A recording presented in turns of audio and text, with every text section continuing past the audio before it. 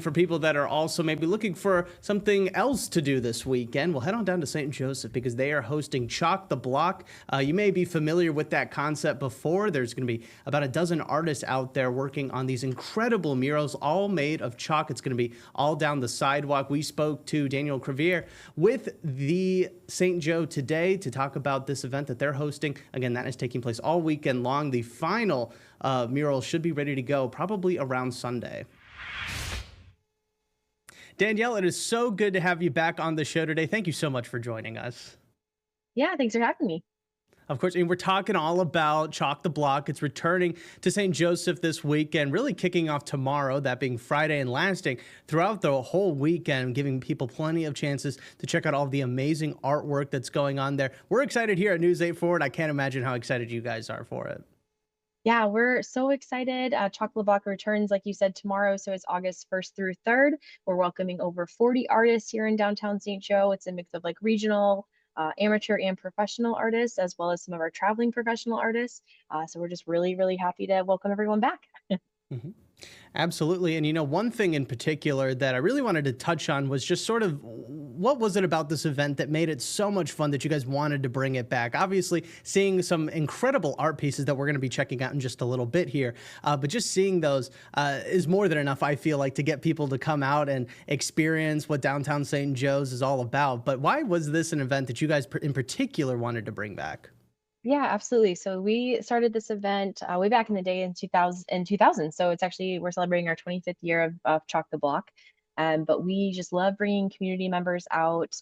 The local artists love sharing their art and their talents with us. And we added professional art, traveling artists a couple years back to really just help elevate the show and create some really cool like 3D element pieces that we hadn't had before.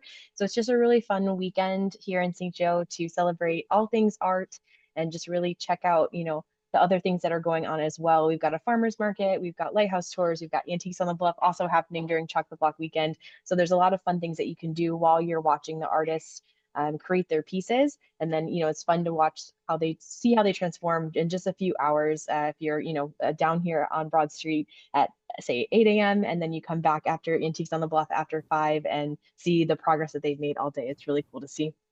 Yeah, no, again, kind of what you were mentioning, just seeing it day after day, just seeing how these different pieces all come together. It's got to be fun to see it in real time and gives people, again, another reason to check the event out every single day.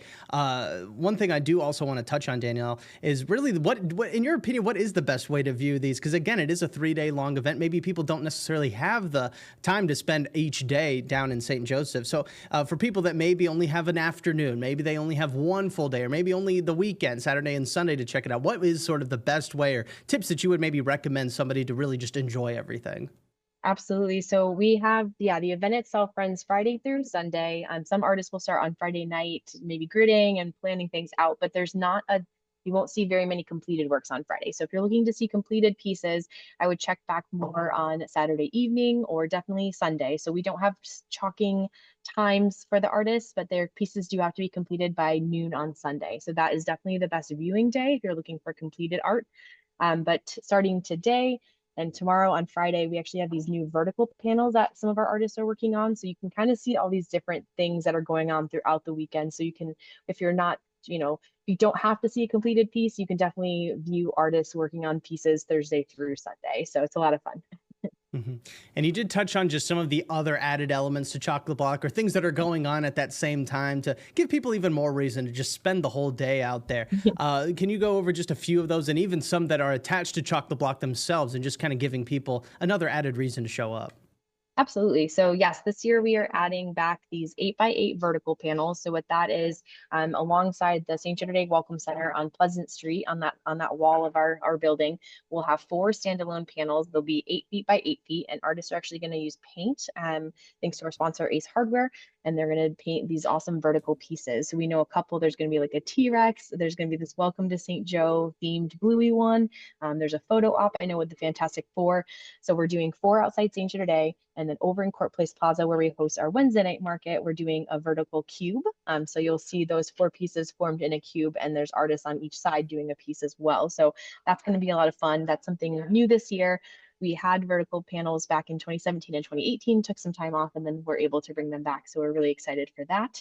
And then just other things that are going on during Chalk the Block, you can vote for your favorite artist all weekend long. So on Saturday and Sunday, we have a People's Choice tent running. On Saturday, there is a chance for the community to get involved at our kids tent, but really it's all ages. Our kids chalk zone over across the street from Silver Harbor Brewing. So we're really excited for that to come back. That's Saturday from 12 to 4.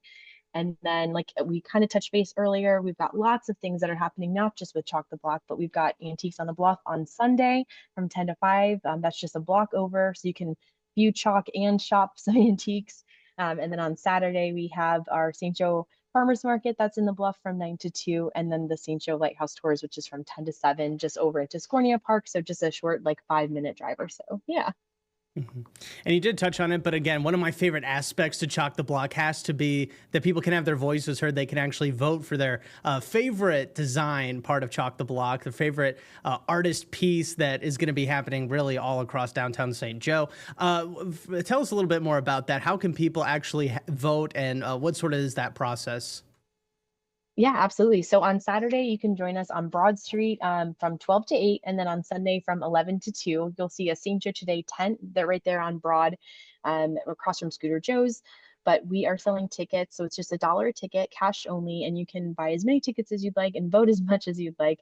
But all of the artists will have these artist buckets that you just put your ticket in, and then we count them. And then at the end of the weekend, we have the People's Choice winner.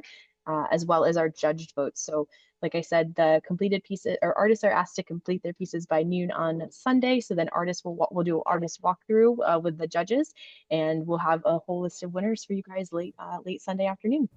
hmm And how crazy is it really to see these artists put it all together in just that short amount of time? Because again, they're starting on Friday and they have to have it completed by Sunday at noon. I mean, it must be pretty crazy to see just how intricate each one of these designs are and how they're able to do it in just that short amount of time.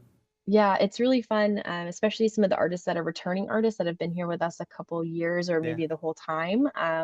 It's just really fun to see like the progression in their artwork and their skills, and then also just to see, yeah, what they do from year to year. So I would say some of the ones that are I mean, I love watching all the artists, but some of the ones that are the most interesting to me are probably some of the 3D pieces because they're distorted. So when you're watching them chalk, it's at a really weird angle, but then they'll paint like these feet where you can stand, and if you view it through your camera, it's just crazy how it transforms. So it's really fun to watch that as well.